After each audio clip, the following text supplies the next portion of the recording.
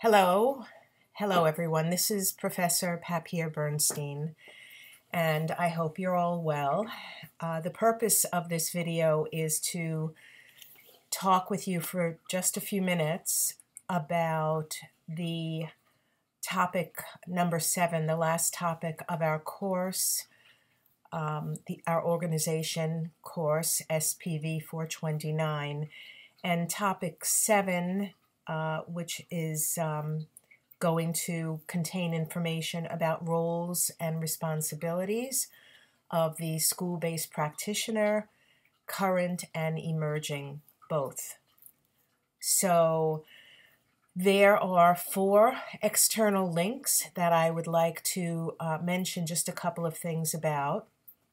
Link number 1, which is on your external links page, will take you to an ASHA document, and it's the professional issue statement of the roles and responsibilities of speech-language pathologists in the schools. And this was put together a number of years ago by an ad hoc committee.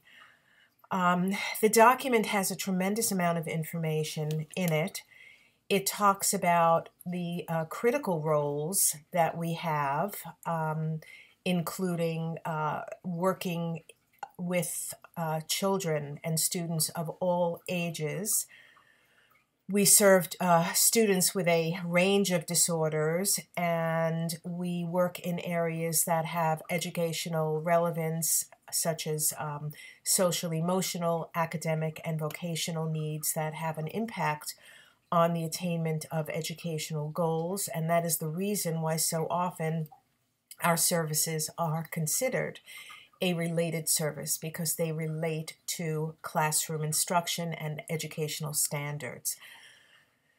We also provide unique contributions to curriculum based upon our training and our experience, and we work with learners who are at risk for failure and who are struggling in school settings as well. One of the areas that we really highlight through our work, because of our training in language development and language disorders, is literacy. And there's been a lot of information discussed during the semester about literacy. And of course, we also have to provide services that are culturally competent, and there were external links dealing with that as well. So again, we're talking about roles and responsibilities, critical roles, and then we have a range of responsibilities that the document talks about, such as prevention, assessment, intervention. We're involved with program design, we're involved with data collection and data analysis, and certainly we're involved with compliance. One of the other areas, in addition to range of responsibilities and critical roles that this document talks about, is collaboration, because collaboration is a major part of what we do. We collaborate with other school professionals, with universities. We collaborate with people within the community, such as people involved with social work, private schools, vocational rehab agencies. Certainly, we collaborate with families, and we collaborate with the students.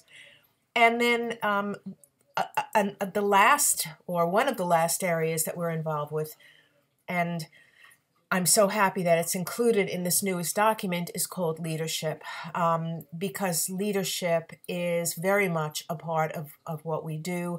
It's always been a part of our work. We may not think of ourselves within the leadership role, but we all are, because we're all involved with advocacy. We are all involved, or we get involved at some point, with supervision and mentorship, professional development. When we're working in the schools, parent training is one of the areas that we certainly become involved with, and many of us get involved with research.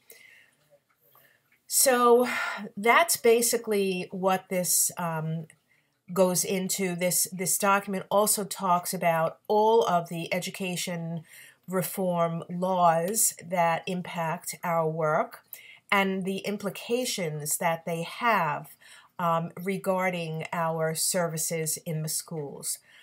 Talks about legal mandates and all of the impact that the various laws have had on that.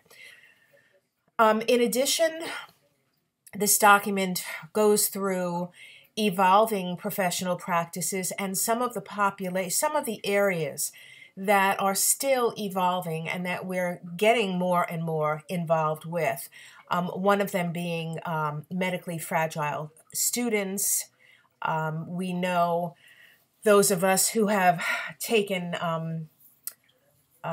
any type of observation class here. Some of you have already taken clinical observation and clinical methodologies, and you get involved with District 75, and that's probably the New York City district that sees the most children who are medically fragile.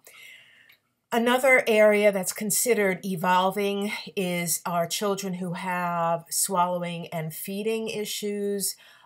We call this, in District 75, we call this developmental feeding issues. It's also known as dysphagia or dysphagia. And many of the issues that these children have are sensory-based issues, and hopefully you will receive training with that population if you're working with them. Another of the areas that's really still considered emerging, but it's pretty well emerged, has to do with reading, writing, and curriculum. And we've been talking about those areas throughout the semester. And then there's the area of evidence-based practice, and we're going to be looking at a document related to that, one of our external links. And the last one, which is probably the newest part of the law, is RTI, and that was discussed at various points in the semester, or response to intervention. And that program really comes out of IDEA and NCLB. No Child Left Behind. It was an outgrowth of those recent laws, and that's the program that really tries to identify students before they have been labeled as special education. And I think the final emerging area that's talked about in this document is telepractice, and telepractice is growing more and more. It's now used in EI, or early intervention populations, which, by the way, there's a lot on the ASHA website about that.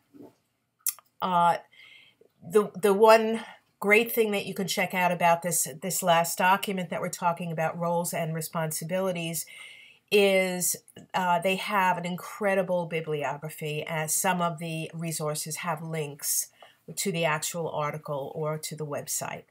Okay, so with that, I'm going to move on to the second document, which is document number 7. And number 7 takes you, it also comes from the ASHA website, and it takes you to the part of the website that deals with EBP, or evidence-based practice.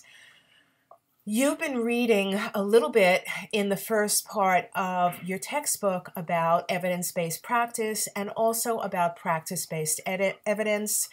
You have been reading about translational research, but this particular link is all about evidence-based practice, and you know that there are 3 points. There's a triad, a triangle of evidence. Very often when you're in school, the part of the triangle or the side of the triangle that's stressed the most is the external scientific evidence, which of course is the research. However, the 2 other parts of the triangle are really equally important: clinical expertise and expert opinion, and the third one, client, patient, caregiver perspectives. Okay, so that one has to do with the values and preferences of your clients, of your students, and also the home caregivers and or parents. Okay, so that is the second. The third link is link number 31, and it's a kind of a light article written by Wayne Secord, who is one of the people in our field that has really addressed the needs of the school-based practitioner. He's actually lectured. He's done continuing ed at Lehman College for the undergraduate and graduate students. That was just a couple of years ago. And he's the co-author of many language tests from years ago and currently. One of the original ones was the CELF, the Clinical Evaluation of Language Functions, that he was co-author for. And there are many more recent ones as well. But this particular article, which is kind of fun to read, you can go through it in 10 minutes, the 10 skills you need to be a school leader, because this dovetails beautifully with one of the critical roles that ASHA has identified. And the last external link is link number 37. And this is probably one of the newest documents that ASHA has on their website. It's a little difficult to find, so I decided to put a couple of links on, but it's called I Contribute, and it's really about value, because everything that we're talking about, that ASHA is talking about, that the State Association talks about, we are constantly having to prove our value. We do that through regulations, we do it through insurance. It's about accountability, really. So what is our value contribution to student achievement, to college and career readiness? That's the bottom line question that we always have to ask. And when we look at this document, it's really organized beautifully. It goes through all of the different areas that we work on, and then there's a question. So, for example, if the area is articulation and phonology, it describes why these skills are important, what they're required for, what the impact is, for example, on peer relationships, self-confidence, vocational career opportunities. And then there's another column that asks you, how do you support students to access and or process curriculum to meet the academic standards in this particular area, if it's an area of need for your students? So it goes on, and it identifies pragmatics, fluency, voice, language literacy, under which auditory processing. It's really beautifully put together. Semantics. I'd like to say I had a part in it, but I did not. Grammar, syntax.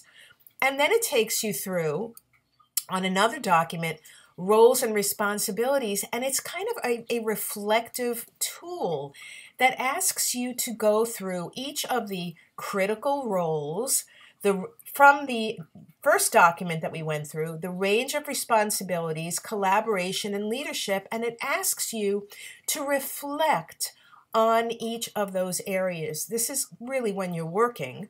And then it gives you resources in each of these areas. It takes you directly to the ASHA web page that deals with the area. So, my friends, my students, my comrades, with that, I'm going to sign off and wish you luck going through these resources, okay? And have a great day. Bye.